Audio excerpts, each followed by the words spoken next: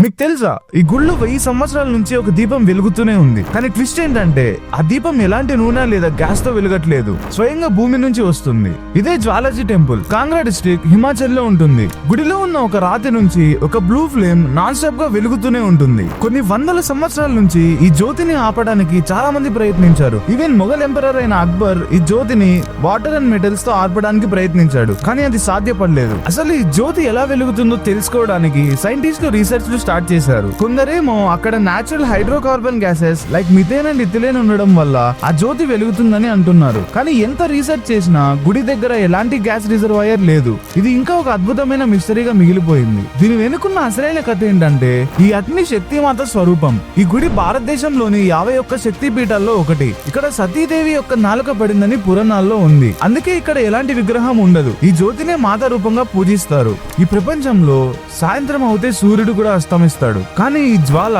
కొన్ని వందల సంవత్సరాల నుంచి వెలుగుతూనే ఉంది. ఇది అమ్మవారి శ్వాసగా శాశ్వతంగా వెలుగుతూనే ఉంటుంది. సో మీరు చెప్పండి, భారతదేశంలో కాకుండా మరో 5 దేశాల్లో 12 శక్తి పీఠాలు ఉన్నాయి. అవేవో మీకు తెలిస్తే కమెంట్స్ లో తెలుపండి. మరెన్నో ఇలాంటి ఇంట్రెస్టింగ్ వీడియోస్ కోసం ప్రాజెక్ట్ X ని సబ్స్క్రైబ్ చేసుకోండి.